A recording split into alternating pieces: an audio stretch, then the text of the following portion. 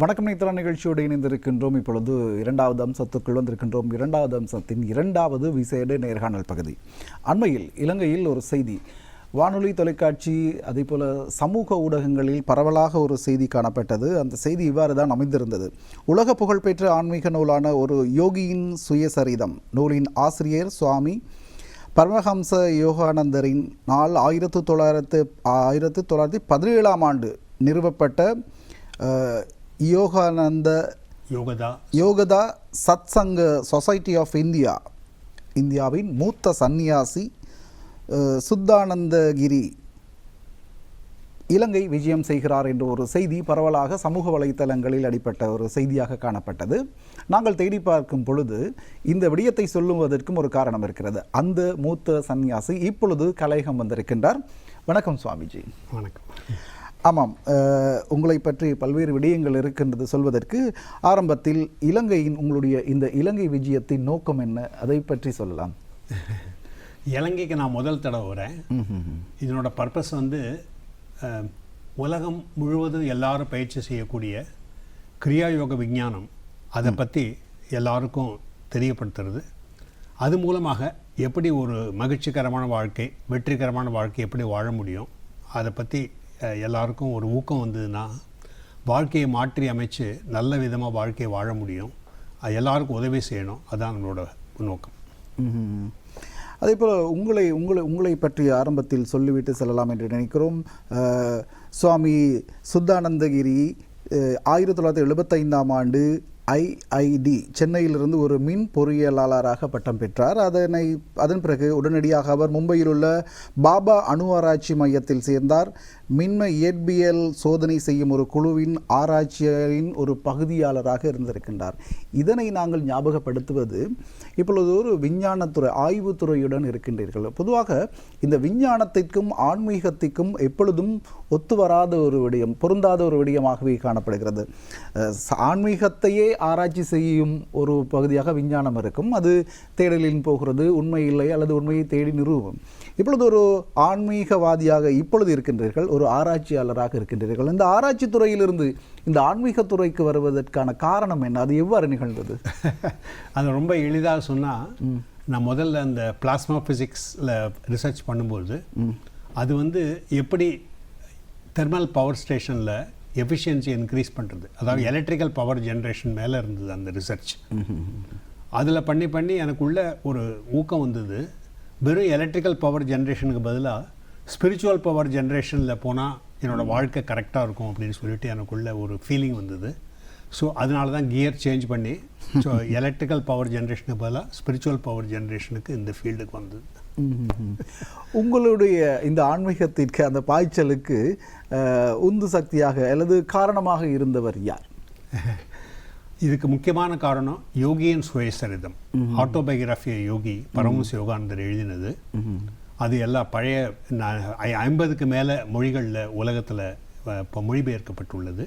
தமிழில் இருக்குது, சிங்களத்தில் இருக்குது, எல்லா மொழிகளிலும் இருக்குது. ஸோ அந்த புத்தகத்தை நான் ஐஐடியில் படிக்கும்போது, கடைசி ஃபைனல் இயரில் இருக்கும்போது அது படித்தேன் நான். அந்த புத்தகத்தை மூலமாக என்னோட ஒரு ஃபெலோ ஸ்டூடெண்ட் எப்படி அவனோட போதைப்பொருள் உபயோகிக்கிறதுலேருந்து விடுபட்டு அவனோட வாழ்க்கையை மாற்றி அமைஞ்சது பார்த்து எனக்கு ரொம்ப ஆச்சரியமாக இருந்தது. அவன்கிட்ட தான் அந்த புத்தகத்தை வாங்கி முதல்ல படித்தேன் நான். அதை படித்த உடனே எனக்கு ஒரு தெளிவு வர ஆரம்பிச்சது மனதுக்குள்ளே. அதாவது வாழ்க்கையினோட குறிக்கோள் என்ன, எதுக்காக அந்த உலகத்துக்கு வந்திருக்கோம், ஸோ நம்ம என்ன பண்ணணும், அது கிளியராக புரிய ஆரம்பிச்சது. அதனால் வாழ்க்கையை மாற்றி அமைக்கிறதுக்கு மூல காரணம் நான் என்ன சொல்லுவேன்னா, ஆட்டோபயோகிராஃபி யோகியின் சுயசரிதம் தான் எனக்கு முக்கியமான காரணம். ஒரு யோகியின் சுயசரிதை உங்களுடைய வாழ்க்கையை மாற்றி இருக்கிறது. ஒரு ஆன்மீக ரீதியான ஒரு கேள்வி, உங்களுடைய ஆன்மீக அந்த நிலையிலிருந்து இதை பதிலை எதிர்பார்க்கின்றோம். வாழ்க்கை என்றால் என்ன? இன்னொரு சொல்லுங்க. ஒரு ஆன்மீகவாதியாக நீங்கள் சொல்லுங்கள், வாழ்க்கை என்றால் என்ன? ஒரு மானிடன் சாமானியமான ஒருவனுக்கான கேள்வி. ஒரு வாழ்க்கை என்றால் என்ன? நேற்றுக்கு நான் வரும்பொழுது ஒரு ஆட்டோ ரிக்ஷாவில் ஒரு சேயிங் பார்த்தேன், change the world by being your self. அங்கே தான் ஆன்சர். அதாவது நான் யாருங்கிறத புரிஞ்சுக்கிட்டு நமக்குன்னு உள்ள ஒரு சிறப்புத்தன்மையை வெளியில் கொண்டு வரத்துக்கு முயற்சி செய்யும் பொழுது நாமாகவே இருக்கணும்.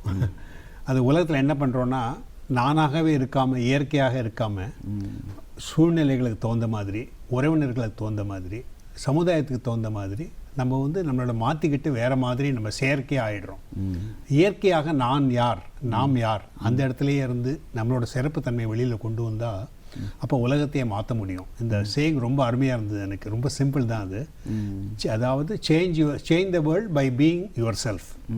ஸோ நம்ம உண்மையிலே நான் யாருன்னு நல்லா புரிஞ்சுக்கிட்டு, அதான் வாழ்க்கையில் முக்கியமான விஷயம். அதுதான் நம்ம வாழ்க்கையில் என்ன நினைக்கிறோன்னா, மீதி பேரை பார்த்து இல்லை உலகத்தை பார்த்து நான் அந்த மாதிரி ஆகணும், எனக்கும் அந்த மாதிரி பதவி வேணும், எனக்கும் அந்த மாதிரி சொத்து வேணும், எனக்கு அந்த மாதிரி புகழ் வேணும், அந்த மாதிரியெல்லாம் நம்ம வந்து போகும்பொழுது நம்ம செயற்கையாக நம்ம வந்து இயங்குறோம். அப்போ அதுக்கு பதிலாக நமக்கே உரிய ஒரு வழி அதை கண்டுபிடிச்சு அந்த வழிப்படி போகும்பொழுது நம்ம வாழ்க்கையை வந்து நம்ம ஒவ்வொருத்தருக்கும் இறைவன் வந்து ஒரு திட்டம் கொடுத்துருக்காரு.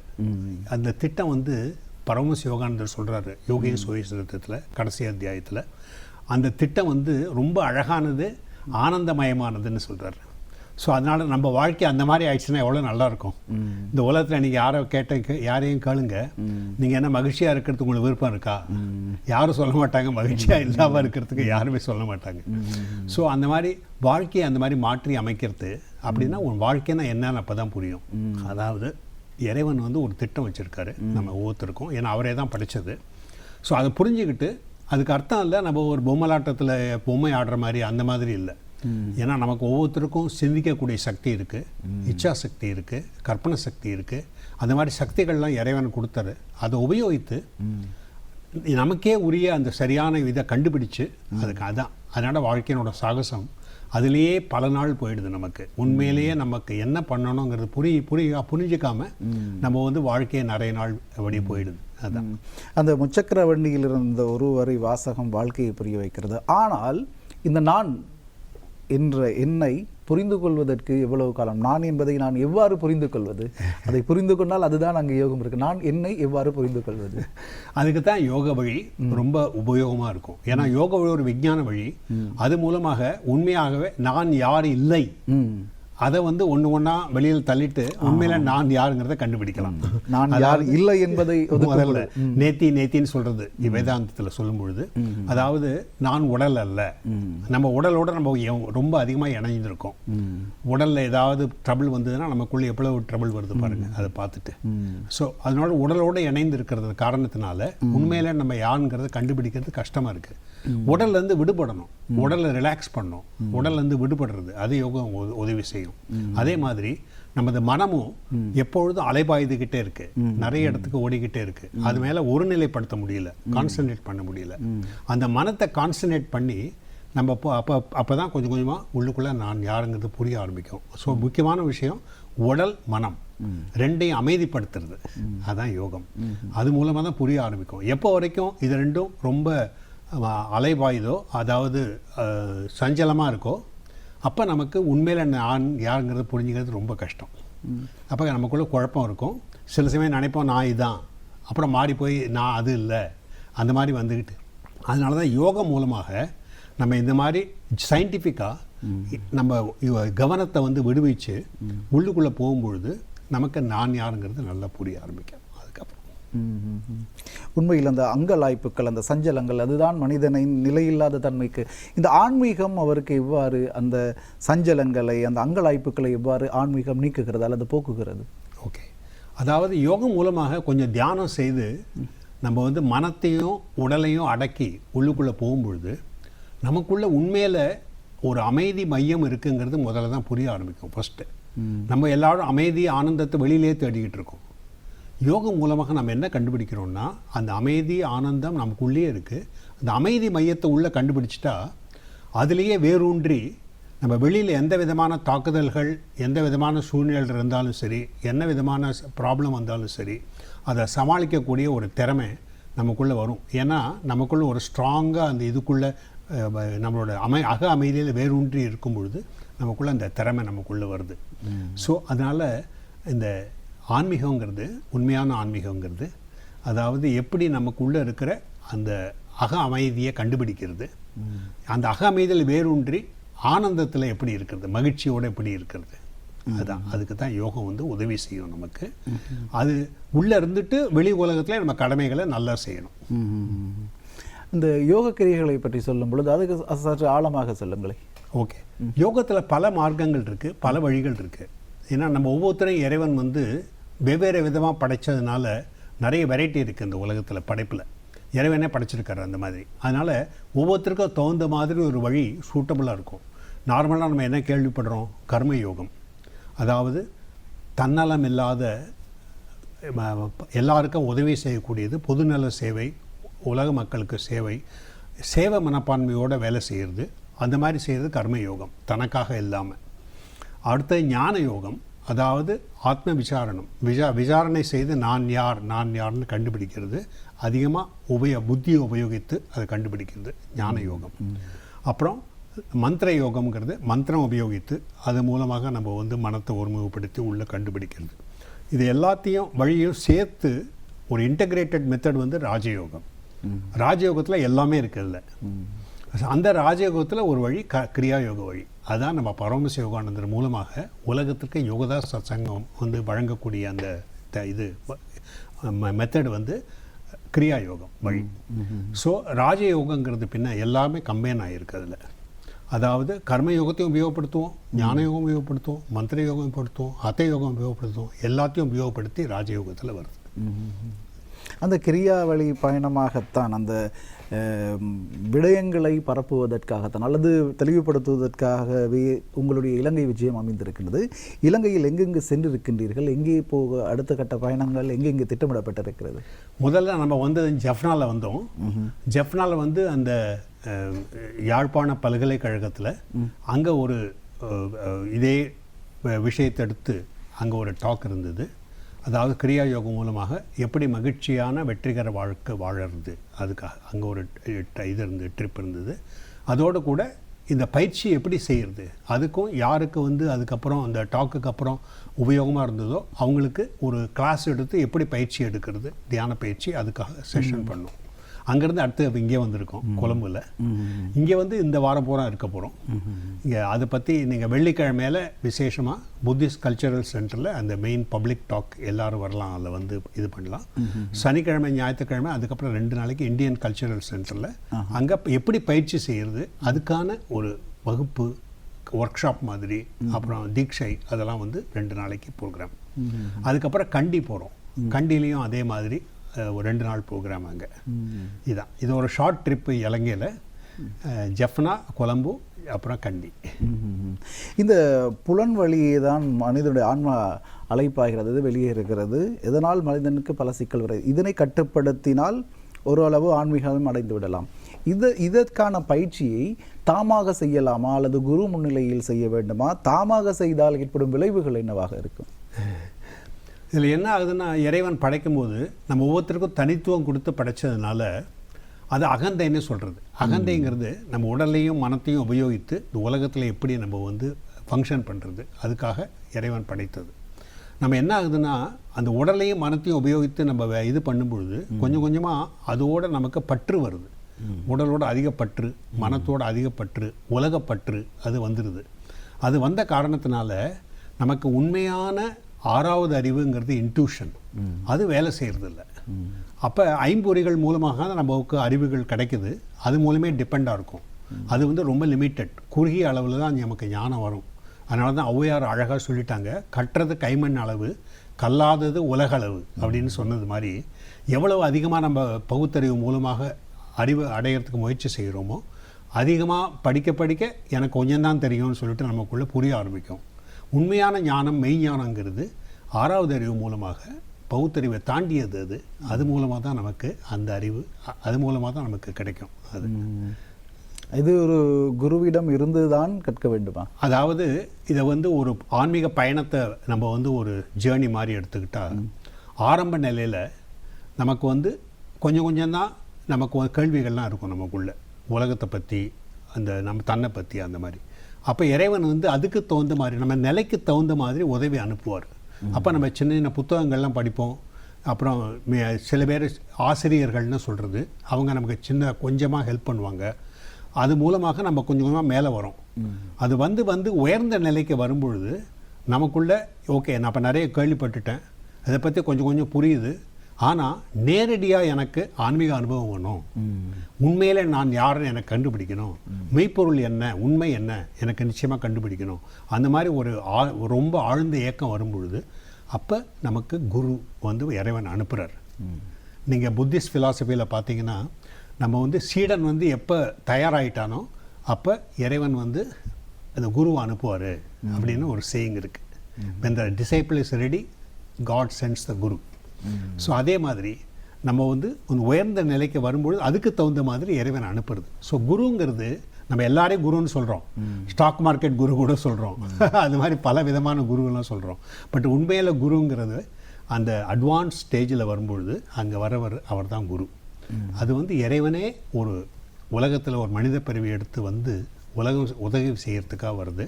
அந்த மாதிரி இருக்கவங்க தான் குருக்கு தகுதியானவங்க, அது உண்மையான குரு. ஸோ அந்த மீதி அது வரைக்கும் பல இடத்துல நம்ம தேடி தேடி கண்டுபிடிக்கணும் எது நமக்கு சரியான வழின்னு சொல்லிட்டு அந்த போதனைகளை உபயோகித்து கொஞ்சம் கொஞ்சமாக முன்னேற்றம் அடைஞ்சிக்கிட்டே வரணும். கடைசி நிலைக்கு வரும்போது உண்மையாக நமக்கு அந்த குரு அவசியம். இப்போ நம்ம கிரியாயோக வழியில் தானாகவே நம்ம வந்து ஏதாவது பண்ண முயற்சி செய்தால் முதல்ல வழி தெரியணும், நமக்கு சரியான வழிங்கிறதும் நமக்குள்ள நம்பிக்கை இருக்கணும். மூணாவது பயிற்சி செய்துக்கிட்டே இருக்கணும். அது 3 பண்ணால் தான் ரிசல்ட் வரும் இல்லையா?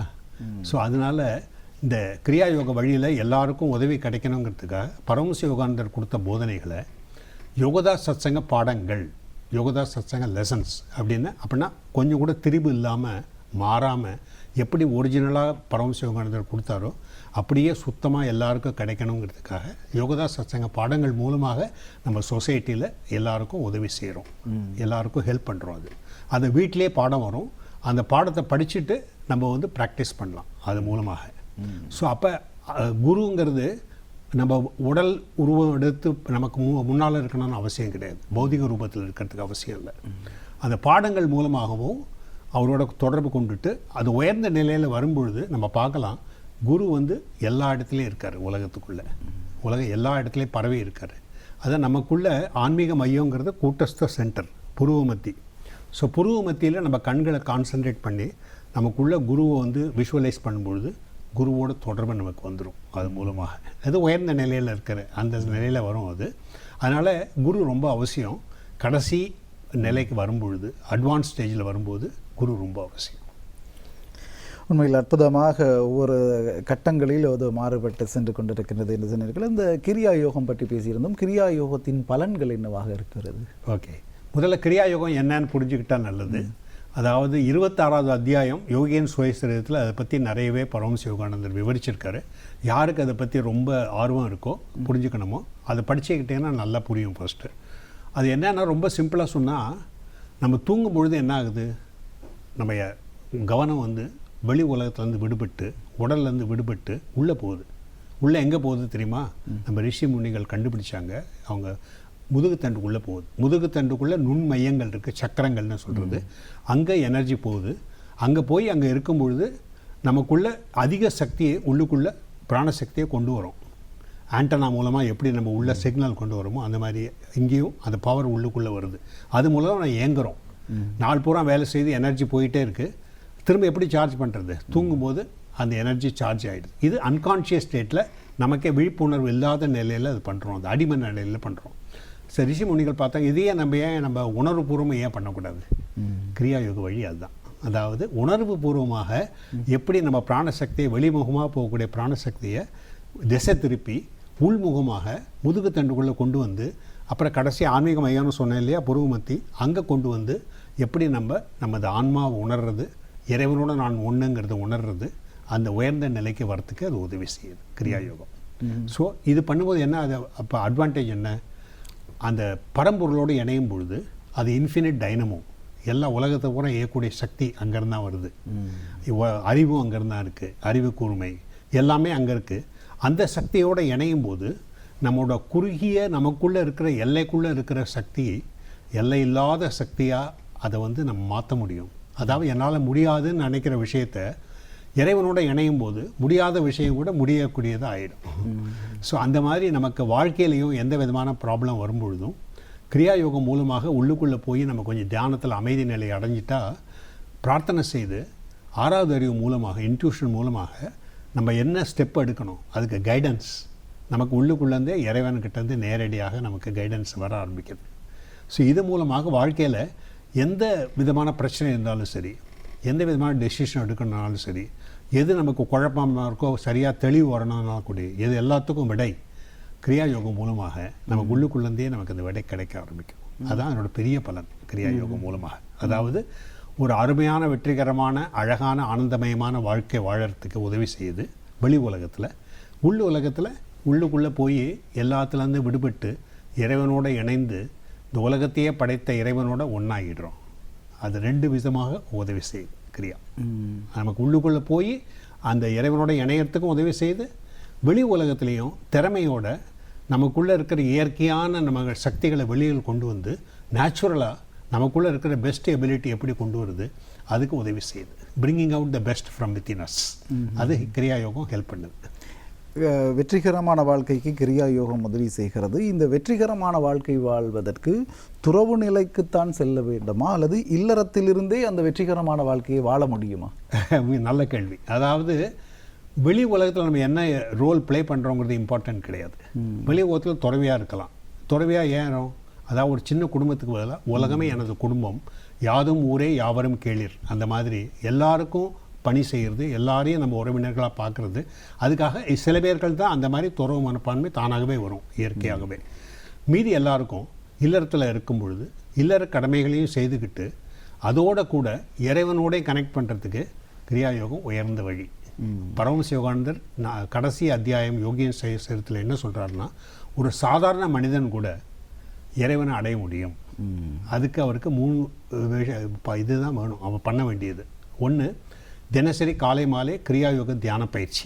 அதை புரிஞ்சுக்கிட்டு படிச்சுக்கிட்டு அதை பயிற்சி செய்யுது ஒன்றாவது ஃபஸ்ட்டு. ஏன்னா அது பண்ணால் தான் உள்ளுக்குள்ளே போக முடியும். 6வது அறிவோடு வேலை செய்யும். அப்போ தான் 2வது, இறைவனோட விதிகள் படி வாழ்க்கையை நடத்துறது. அது எல்லா மதங்கள்லேயும் அந்த நியமங்கள் இருக்குது. எல்லாத்துலேயும் பொய் சொல்லாத, தீங்கு செய்யாத, மீதி பேருக்கு உதவி செய்யணும், மீதி பேரோட பொருளை நம்ம இது பண்ணக்கூடாது, ஆசைப்படக்கூடாது, பொறாமை இல்லாமல் இருக்கிறது, அந்த மாதிரி இது எல்லாத்தையும் அந்த மாதிரி நியமங்களோட வாழ்க்கையை நடத்துறது, தர்மத்தின்படி வாழ்க்கையை நடத்துறது 2வது பாயிண்ட். 3வது பாயிண்ட்டு, உண்மையிலே என் மெய்ப்பொருள் என்ன, உண்மை என்ன அப்படிங்கிறத புரிஞ்சக்கூடிய ஏக்கம், இறைவனுக்கான ஏக்கம், பக்தி, அன்பு இறைவனுக்கு அது மூலமாக வருது. இந்த 3 மூலமாக நம்ம சாதாரண மனிதன் கூட கிரியா யோகம் மூலமாக இறைவனை அடைய முடியும். அதனால் துறவு இருக்கணும்னு அவசியம் கிடையாது. அவசியம் இல்லை. அருமையான பதில் அது இருந்தது. ஒரு நமக்கான ஒரு குடும்பம், ஒரு தலைவன், அது இல்லாமல் ஒரே குலம் ஒரே உலகம், அதுவும் ஒரு துறவு நிலையில் மேம்பட்ட நிலையாக இருக்குது. அற்புதமாக இருந்தது. இப்பொழுது சாதாரண ஒரு பொதுமகனுக்கு ஒரு ஆன்மீகம் சம்பந்தமாக ஒரு சாதாரண கேள்வி எழலாம். இந்த ஆன்மீகத்தில் ஈடுபடும் பொழுது, அல்லது இந்த பரம்பொருளை தேடுவது, அல்லது என்னை தேடுவது, நான் என்னை யார் என்று புரிந்து கொள்வது தேடலின் பொழுது, இந்த ஆன்மீகம் என்ற பயணத்தின் போது உணவு பழக்க வழக்கங்களில் பொதுவாக அசைவம் இந்த விடயங்கள் இருக்கிறது தானே, இதை நீங்கள் எவ்வாறு பார்க்கிறீர்கள்? அதை எப்படி ஒரு சாதாரண மனிதன் பின்பற்ற வேண்டும்?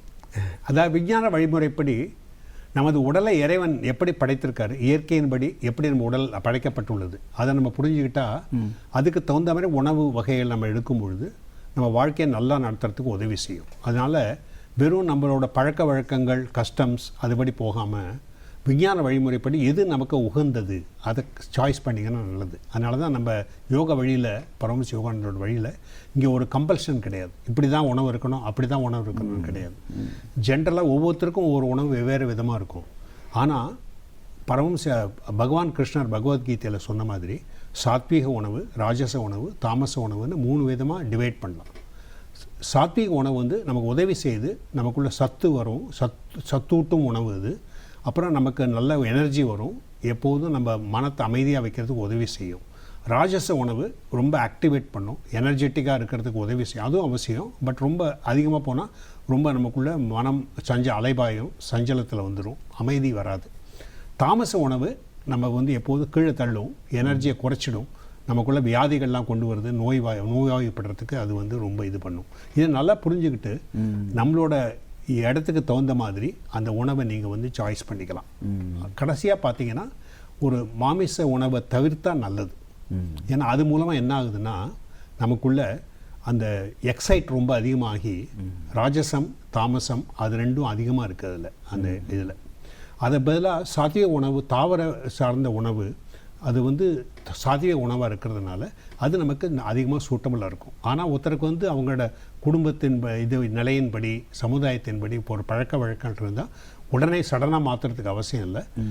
யோசித்து தானாகவே மாற்றிக்கலாம். அதாவது டாக்டர் அவங்கள்ட்ட சொல்கிறாருன்னு வச்சுங்க, இப்போ நீ இந்த சாப்பாடு சாப்பிட்டேன்னா 5 வருஷத்துல உனக்கு உடல் போயிடும் அப்படின்னா என்ன பண்ணுவோம்? நிச்சயம் விட்டுருவோம் இல்லையா? சரி. அந்த மாதிரி கம்பல்ஷனில் போகாமல் நானாகவே யோசித்து விவேக சக்தியை உபயோகித்து எது நமக்கு நல்லது அப்படின்னு சொல்லிட்டு விஞ்ஞான வழிமுறைப்படி நல்லா புரிஞ்சுக்கிட்டு பண்ணினா அப்போ நீங்கள் கரெக்டாக பண்ணுவீங்க. உண்மையில் படைக்கப்பட்டது அனைத்தும், இறைவனால் படைக்கப்பட்டது அனைத்துமே மனிதனுக்கு என்று சொல்லப்படும் பொழுது நாங்கள் நமது சுய அறிவில் அதை தெரிவு செய்வது பொருத்தமாக இருக்கும். அருமையாக இருந்தது. இறுதியாக இலங்கை விஜயம் வந்திருக்கின்றீர்கள். இலங்கைக்கு ஒரு ஆன்மீக ஒரு விழிப்பூட்டலை வழங்குவதற்காக வந்திருக்கின்றீர்கள்.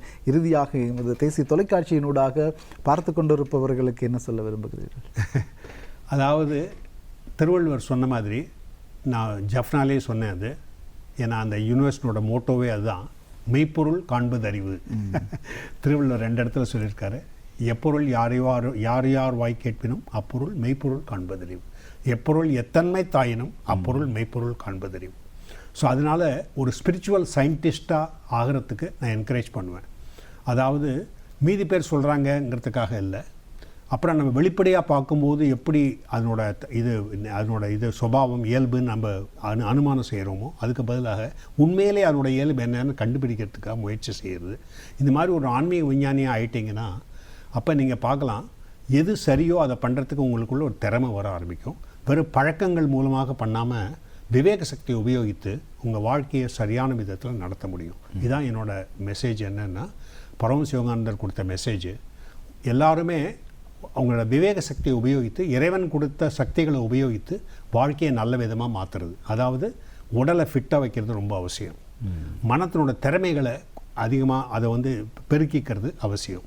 நமக்குள்ள ஒரு உணர்ச்சிகளை புரிஞ்சுக்கிட்டு தீய உணர்ச்சிகளை நல்ல உணர்ச்சிகளை மாற்ற வேண்டியது அவசியம். அதோடு கூட விஞ்ஞான வழிமுறைப்படி ஆன்மீக பயிற்சி செய்து, தியானம் செய்து, ஆழ்ந்த அமைதி ஆனந்தத்தை உணர்ந்து, 6வது அறிவு மூலமாக இறைவனோட வழிகாட்டுதலை புரிஞ்சுக்கிட்டு அதுக்கு தகுந்த மாதிரி வாழ்க்கையை நடத்துறது ரொம்ப நல்லது. நன்றி சுவாமிஜி. அற்புதமான பல விடயங்கள். இப்பொருள் யார் யார் வாய் கேட்பினும் அப்பொருள் மெய்ப்பொருள் காண்பது அறிவு என்ற வகையில் இந்த ஆன்மீகத்தை ஆராய்ச்சியின் மூலம், விஞ்ஞான ஆராய்ச்சியின் மூலம் தேடி அதனை புரிந்து கொண்டு நிறுவுவது பொருத்தமான ஆன்மீகமாக இருக்கும் என்று அற்புதமான ஒரு பெரிய விடயத்தை சொன்னமைக்காக மீண்டும் நேத்ரா குடும்பம் சார்பாக மனமார்ந்த நன்றிகளை தெரிவித்துக் கொள்கின்றோம். எல்லாருக்கும் நன்றி. இளைஞருக்கு ரொம்ப அருமையாக இருக்குது. ஸோ உங்களுக்கு இளைஞ மக்கள் எல்லாருக்குமே நன்றி. அந்த வகையில் யோகதா சத்சங் சொசைட்டி ஆஃப் இந்தியாவின் மூத்த சுவாமி சத்தானந்த கிரி சுவாமிஜி அவர்களுக்கு நாங்கள் நன்றி கூறிக்கொண்டு இந்த வணக்கம் நேத்ரா நிகழ்ச்சியை இத்துடன் நிறைவு செய்து கொள்ளலாம். வணக்கம் நேத்ரா நிகழ்ச்சியில் இந்திய தினம் தயாரிப்பாளராக இருந்த நமது தனஞ்சயனுக்கு நன்றி கூறிக்கொண்டு, ஏனைய தொழில்நுட்ப கலைஞர்களுக்கும் நன்றி கூறிக்கொண்டு விடைபெறுகிறோம். மீண்டும் மற்றொரு நிகழ்ச்சியில் சந்திக்கலாம். நன்றி, வணக்கம்.